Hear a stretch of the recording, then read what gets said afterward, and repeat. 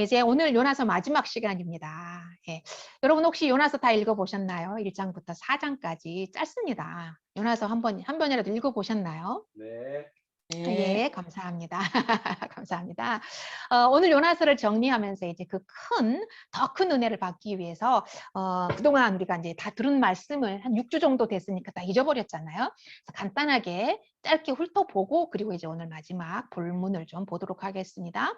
자, 하나님은 이제 니느웨의 악이 가득 찬 것을 보시고, 선지자 요나를 불러서 니느웨에 가서 회개를 외쳐라. 그러고 이제 요나 선지자를 니느웨로 가라고 파송을 하죠.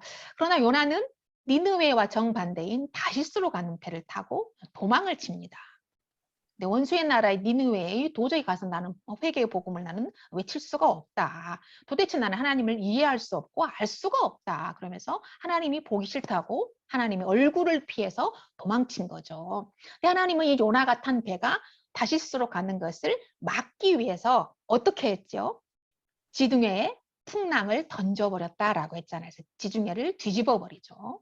그래서 배가 이제 파산할 위험에 처하자 선장과 사람들은 도대체 이 풍랑이 누구 때문이냐 알기 위해서 제비 뽑기를 해요.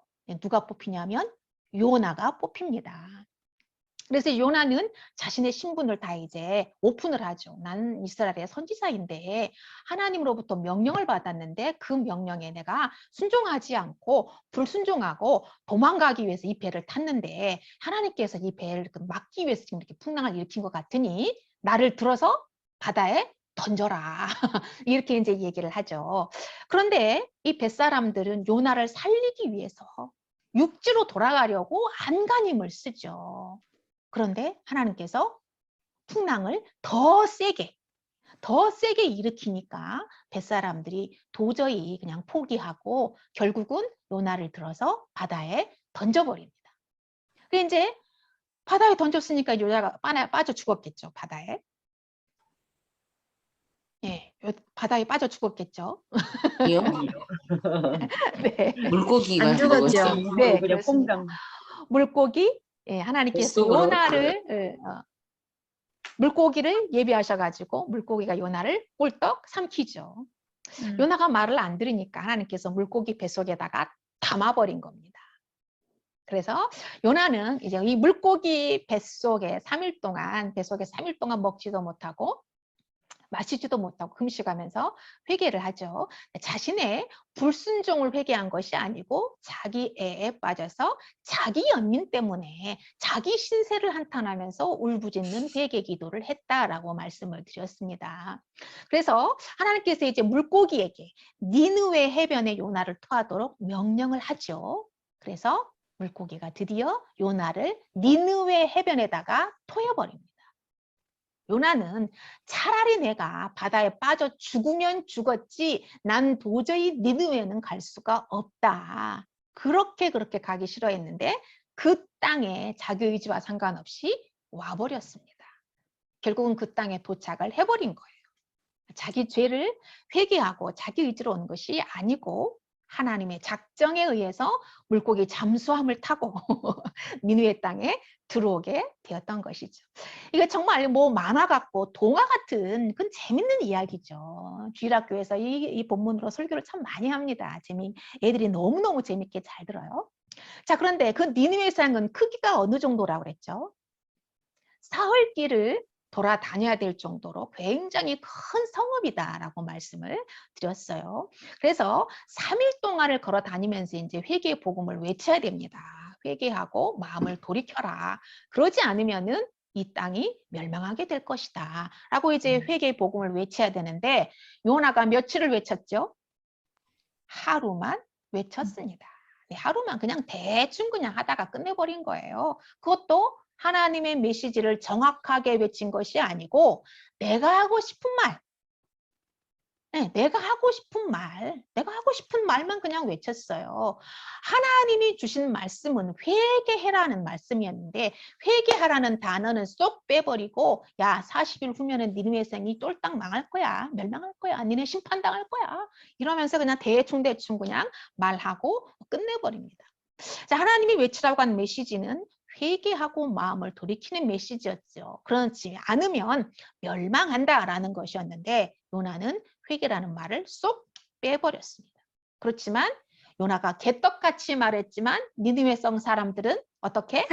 찰떡같이 네, 찰떡같이 알아듣고 온 성의 모든 사람들이 다 회개를 회개를.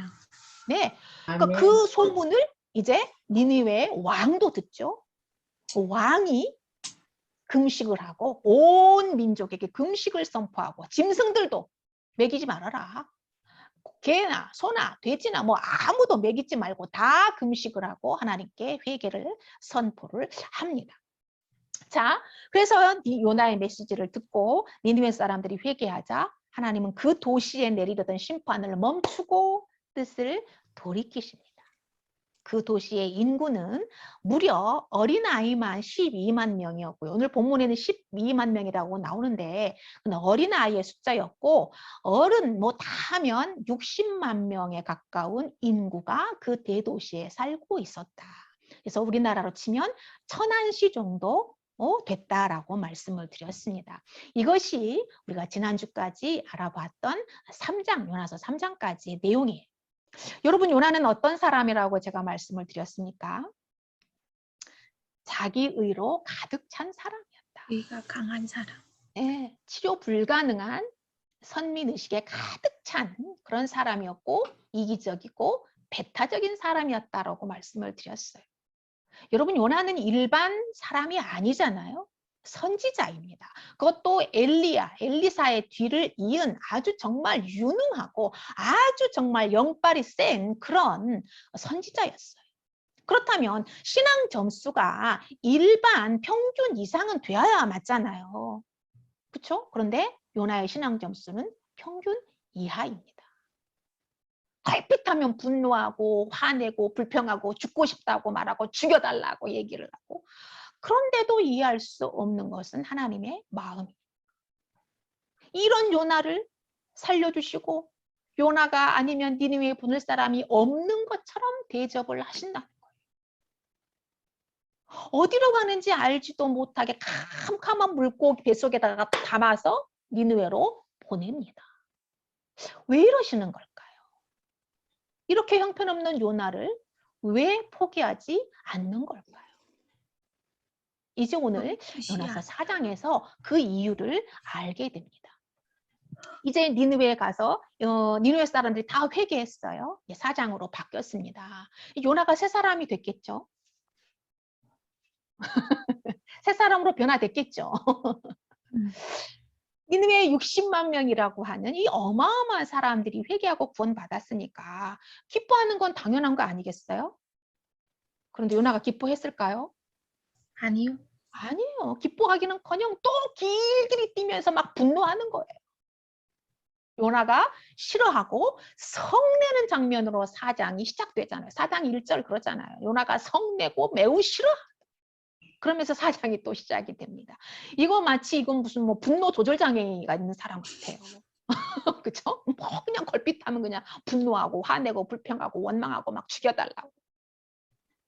이게 어찌 보면 하나님이 만만해서 그런 건지 아니면은 하나님하고 그만큼 너무 친근한 사이여서 그런 건지 아무튼 이 요나의 이 행동이 이해가 안 되는 게 너무너무 많은 거예요. 자, 2절에서 하나님께 또 빈정됩니다. 여러분 2절 말씀 우리 같이 한번 읽어볼까요? 2절입니다. 시작. 여호와께 기도하여 이르되 여호와여 내가 복에 있을 때에 이러하겠다고 말씀하지 아니하였나이까. 그러므로 내가 빨리 다시스로 도망하였사오니 주께서는 은혜로우시며 자비로우시며 노하기를 더디하시며 인애가 크시사 뜻을 돌이켜 재앙을 내리지 아니하시는 하나님인 줄을 내가 알았음이니이다. 이게 지금 빈정되는 거예요. 내가 이럴 줄 알았다니까요.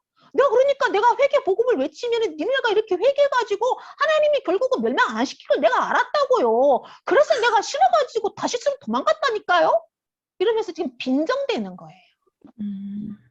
그래서 내가 뭐 잘못했다고요? 이러면서 그래서 안 갈라 그랬는데. 네. 이러니까 내가 안 갈라 그랬는데 왜 이러냐고요. 이러면서 빈정대는 거예요. 그러니까 이 말씀을 지금 출애굽기에 있는 말씀을 요나가 가져와서 말씀으로 지금 하나님 앞에 지금 대시를 하는 거. 하나님 봐라. 하나님은 인애로우시며 자비로우시며 은혜가 한이 없으시며 이러면서 빈정대는 거예요. 자, 그래서 내가 가기 싫었다라고 이실직고를 하는 거예요. 그러면서 3절에 여호와여 원하건대 이제 내 생명을 어떻게 거두어 가소서. 내가 사는 것보다 죽는 것이 더 낫겠습니다. 그러면서 또 죽여달라고 때를 쓰는 거예요. 여러분, 이게 지금 이제 우리가 요나스를 계속 지금 오늘 마지막 시간이잖아요. 여러분이 개인적으로 생각하실 때 요나를 어떻게 생각하세요? 요나의 성격이 어떤 것 같아요? 기만대로 애기 같지 않으세요? 애기 같지 않으세요? 매 좀 맞아야 돼. 그죠? 너 좀 이리 와, 좀 맞자. 그래서 매 좀 맞아야 되겠죠. 정신 차려는 매 좀 맞아. 네. 나한테 아니, 하는 말 같아. 아니, 요나가 한 게 뭐가 있어요? 그렇잖아요. 요나가 한 게 뭐가 있어? 그죠? 한 게 없잖아요. 아무것도 한 게 없잖아요. 회개도 안 했어요. 죽을 똥살똥 뛰어다니면서 복음을 외친 것도 아니잖아요. 대충 그냥 한나절 돌아다니다가 말아버렸잖아요. 근데 뭘 잘한 게 있다고 차라리 나를 죽여라 죽여라 그러면서 머리를 그냥 들이밀고 하나님 옆에 염장을 지르고 있는 거예요. 이쯤 되면은 하나님도 화를 내면서 그냥 요나를 혼내야 할 것 같잖아요. 우리 정황상 우리의 성정이라면은 그죠? 못 참아 이건 도대체 도저히 못 참아. 너 일로 와 좀 맞아야겠다 그러면서 막 두들겨 패야 되겠죠. 저 같아도 그래. 못 참아 그냥 깃방망이를 했는데 그냥 날려놓고 그냥 말을 하죠. 근데 여러분 이 말씀이 무엇을 우리에게 주시기를 원하냐면 여러분 저와 여러분이 요나보다 나은 게 있을까요? 없어요. 요나를 맞아야 정죄할 돼. 자격이 있을까요? 매 우리도 맞아야 돼. 고집부리잖아.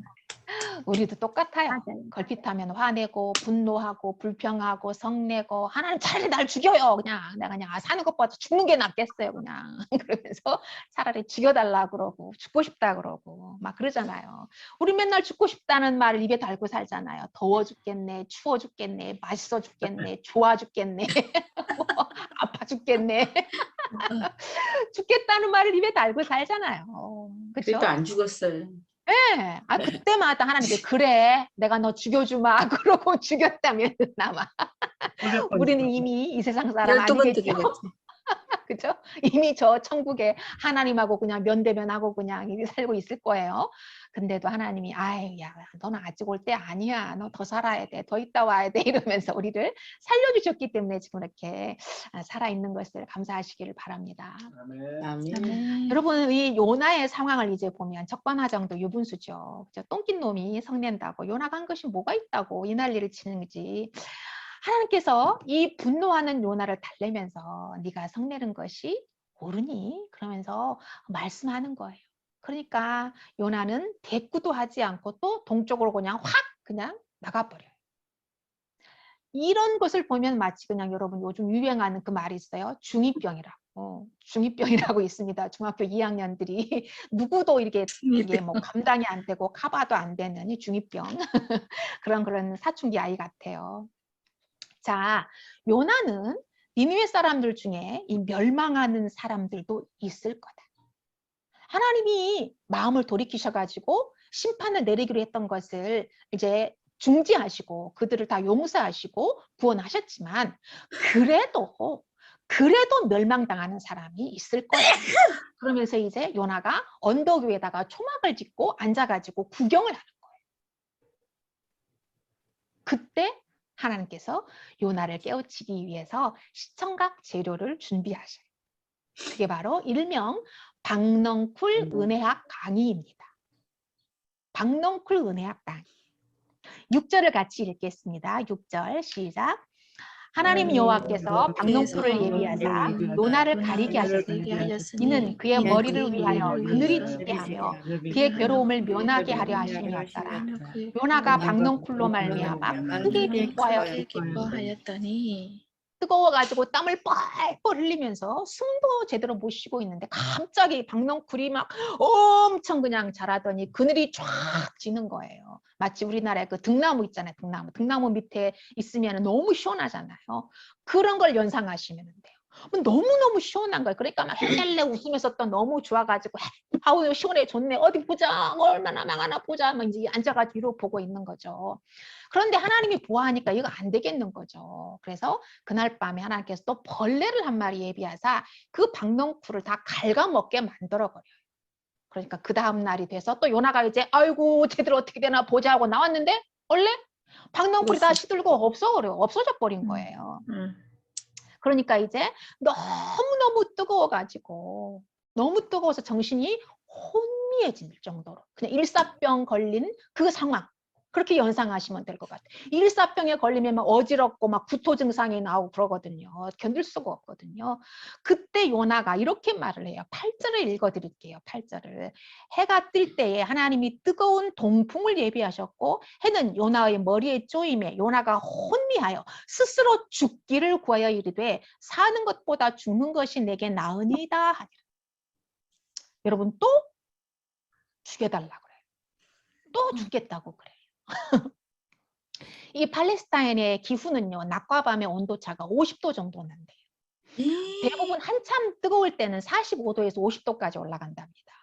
근데 밤에는 또 그게 확 떨어져 버려서 추워서 또 견디지를 못해요.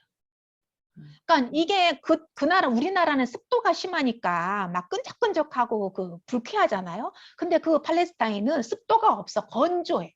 그러니까 그늘만 딱 지잖아요. 그러면은 너무 시원해. 근데 또 햇볕에 나가면 피부가 익어가지고 있을 수가 없어요.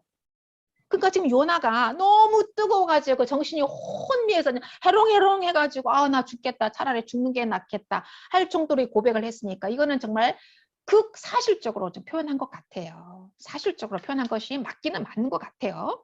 그런데 지금 요나가 요나서 1장부터 4장까지 죽겠다 죽고 싶다라고 표현한 걸 제가 세어보지는 않았지만 10번도 넘어요. 요나는 자기애가 굉장히 심각한 사람이었어요. 자기밖에 모르는 이기주의, 이타적이지 못하고 배타적인 사람이었어요. 심각한 선민의식, 이 선민주의 사상에 빠져가지고 하나님도 무시하고 오로지 자기 뜻에 맞지 않으면 무조건 화내고 분노하고 썩내고 죽여달라고 떼쓰는 이 미성숙한, 한마디로 말하면 성인 아이와 같은 그런 사람이었다라고 하는 거예요. 자, 첫 번째, 감사하지 않았어요. 요나서에 보면 요나의 입으로 감사합니다라고 표현하지 않아요. 하나님께서 박넝쿨을 예비하셔가지고 그것을 자라게 하시고 시원한 그늘을 만들게 해줬는데 요나가 감사하다고 표현하지 않아요. 요나가 박넝쿨을 심었나요? 요나가 자라게 했나요? 아니잖아요. 지가 한 거 아무것도 없잖아요. 다 하나님이 해주셨잖아요.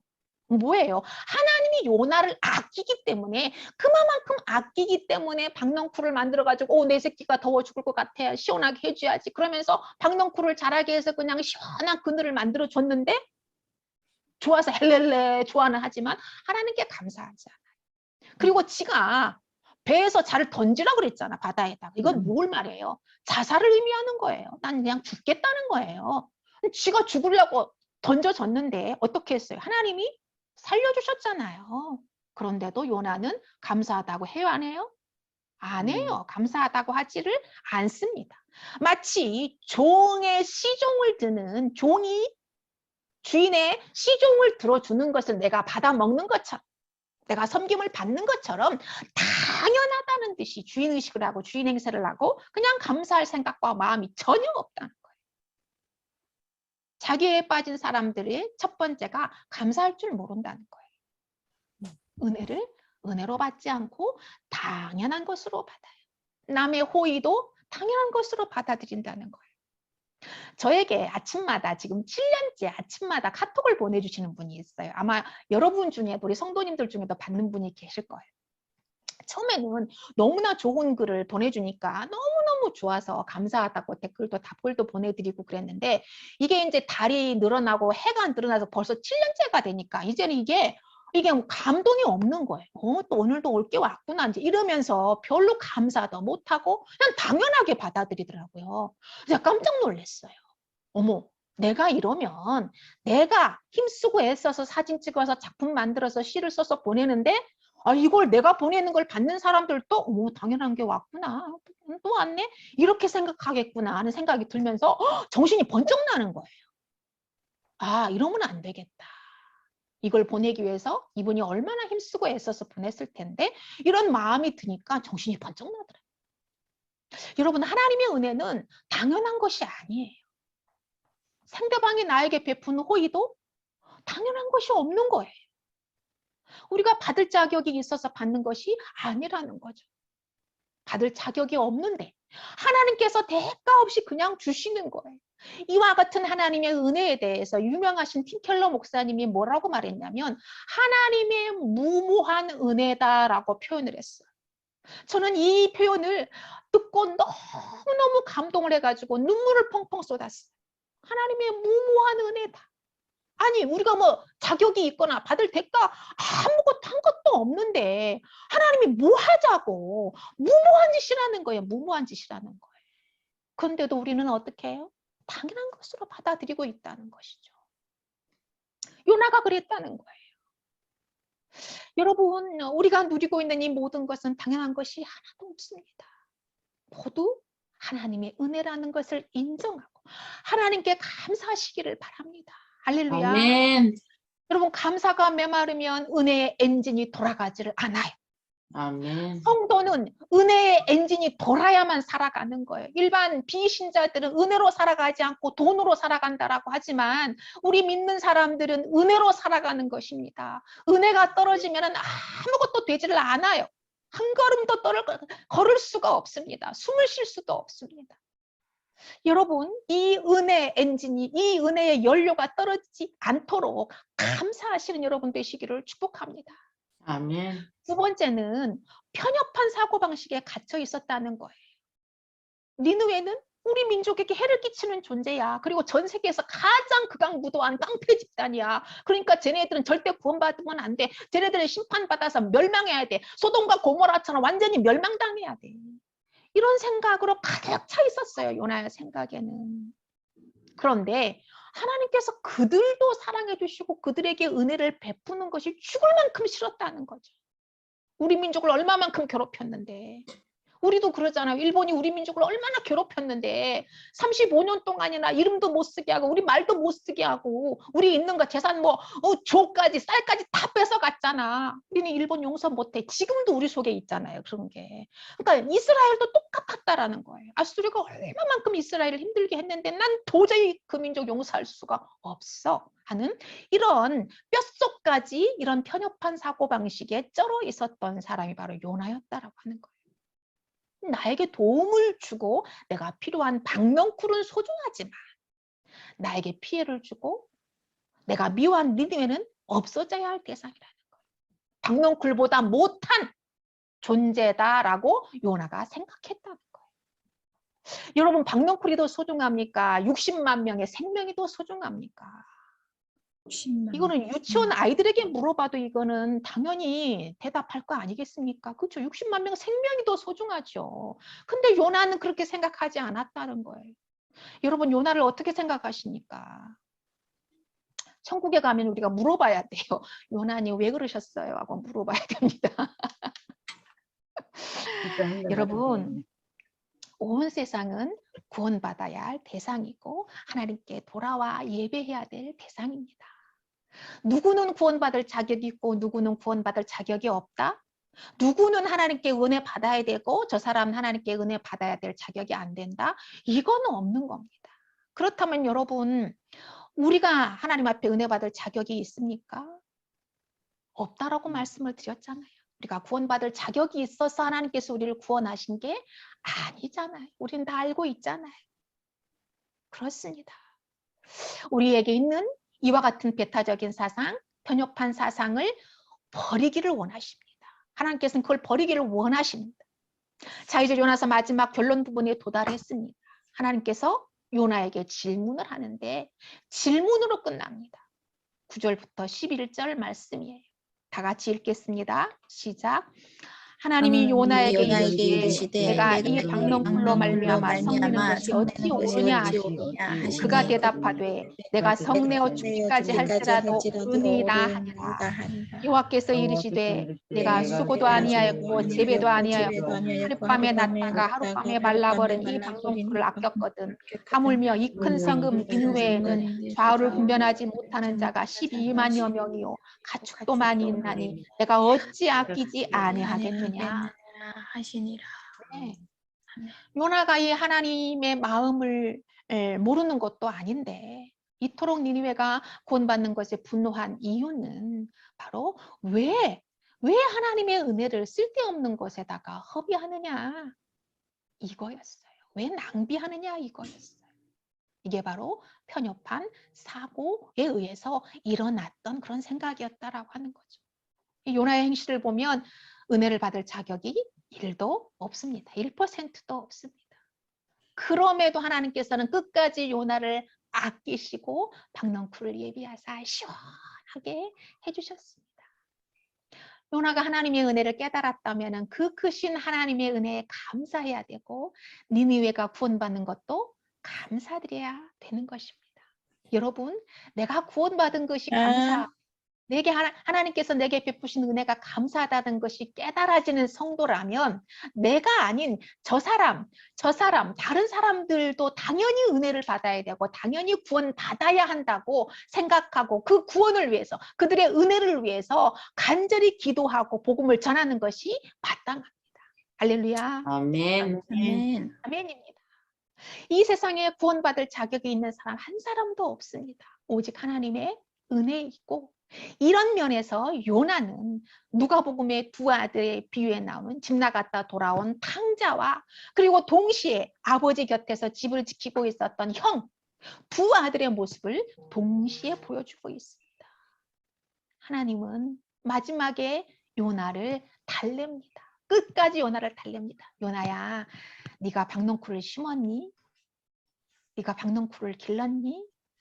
아무것도 하지 않았으면서 박넝쿨이 시들어 없어지니까 그렇게 아까워서 길길이 날뛰는 거야. 그게 옳다고 생각하니? 근데 넌 저 니느웨 성 안에 60만 명의 생명은 귀하지 않아? 니느웨 성 안의 사람도 회개하고 구원받는데 너는 왜 아직도 회개하지 않는 거야? 너의 이스라엘 민족은 왜 아직도 회개하지 않는 거야? 내가 너한테 쏟아부은 은혜가 얼만데? 내가 너희 민족에게, 이스라엘에게 쏟아부은 은혜가 얼만데? 내가 너한테 은혜를 베풀지 않았으면 너는 이 세상 사람이 아니야. 이 말씀을 하고 계십니다. 여러분, 요나서가 우리에게 주시는 메시지가 무엇일까요? 요나 같은 사람도 동역자로 부르셨다는 것입니다. 여러분, 객관적으로 생각할 때 요나가 하나님의 동역자로 쓰임받기에 적합하다고 생각하십니까? 아니에요. 솔직히 인간적으로 보면, 이 행실을 보면 도대체 어떻게 저런 사람을 하나님이 부르셨을까? 왜 저런 사람들을 저렇게 끝까지 살려주시고 은혜를 베푸실까? 인간적으로 이해가 안 됩니다. 하나님은 요나 같은 사람도 동역자로 부르셨다는 것입니다. 하나님은 온 세상을 향한 구원의 계획을 가지고 계십니다. 요나가 은혜의 통로가 되기를 바랐습니다. 온 세상의 깡패로 소문난 니느웨가 회개하고 구원을 받으면 온 세상 사람들이 다 볼 거 아니겠어요. 어머나 세상에, 저 깡패도 저 양아치 집단도 어머머 회개하고 하나님 믿고 어머 구원받았네. 야, 그럼 우리도 회개하자, 구원받자 하고 온 세상의 모든 민족이 다 구원받고 하나님께 돌아오도록 하는 것이 하나님의 큰 그림이었다는 거예요. 그런데 그 큰 그림에 쓰임받도록 그 맨 앞에서 일할 사람을 누구로 택했냐면은 요나로 택했다라고 하는 거예요. 요나가 아니면 니느웨가 구원받지 못할 것처럼 요나를 끝까지 놓지 않았던 거예요. 자, 그렇다면 요나 입장에서는 영광스럽지 않습니까? 영광스럽지 않습니까? 이렇게 멋진 영화의 주인공으로 캐스팅됐다면 무조건 순종이야, 맞지 않습니까? 만약에 여러분을 영광스러운 주연 이 영화에 주연으로 캐스팅을 했다. 그럼 여러분은 어떻게 하시겠어요? 대답을 못 하시네요.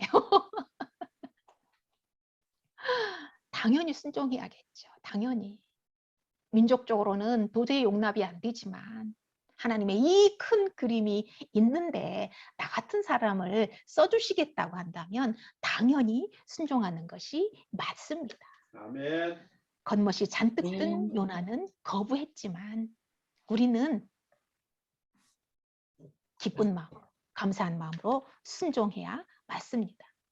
그래도 하나님은 요나를 설득하고 회유하면서 끝까지 사용하셨습니다. 여러분, 요나 같은 사람도 하나님이 사용하십니다. 하나님께서 요나 같은 저와 여러분도 동역자로 부르셨습니다. 아멘. 우리는 자격도 없지만 하나님께서 천에 하나, 만에 하나 고르고 골라서 택해 주셨습니다. 피하고 싶었고 도망가고 싶었지만 하나님의 덫에 걸려서 빠지지 못하고 잡히게 되었습니다.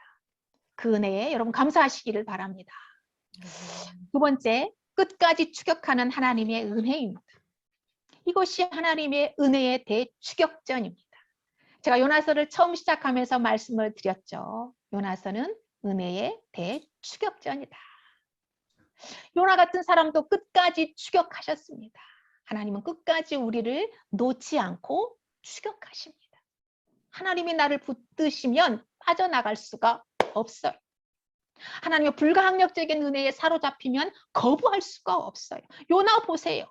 죽으려고 바다에도 뛰어들었지만 하나님이 그냥 죽도록 허락하지 않잖아요. 왜요? 써야 되니까. 동역자로 사용해야 되니까. 그래서 이런 말을 했잖아요. 사명자는 죽지 않는다라는 말이 그래서 나온 겁니다. 사명을 감당하기 전까지는 절대 하나님이 그 생명을 거두지 않는다는 거예요. 아멘. 이럴 때로는 하나님의 추격이 핍박처럼 느껴질 때가 있어요. 하나님 왜 하필 접니까? 그냥 저 좀 놔주세요.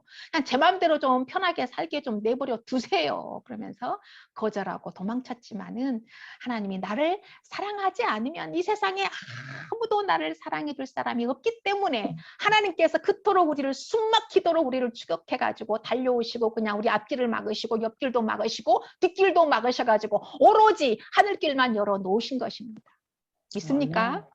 아멘. 네. 여러분 아멘. 우리가 여기서 사는 길은 그 은혜에 항복하는 길이 사는 길입니다. 여러분 하나님께서 쏟아 부으시는 그 은혜에 항복하는 여러분 되시기를 바랍니다. 아멘. 사랑하는 성도 여러분, 하나님의 이 크신 은혜에 감사하시기를 바랍니다. 이 아멘. 대추격전에 내가 선택됐다는 것을 감사하시기를 바랍니다. 아멘. 하나님의 동역자로 선택받았다는 것을 영광스럽게 생각하시기를 축복합니다. 아멘. 여러분 하늘양교교회 동역자로 하나님의 나라를 위해 사역하게 된 것을 영광스럽게 생각하는 저와 여러분이 되시기를 주님의 이름으로 축복합니다. 아멘. 아멘.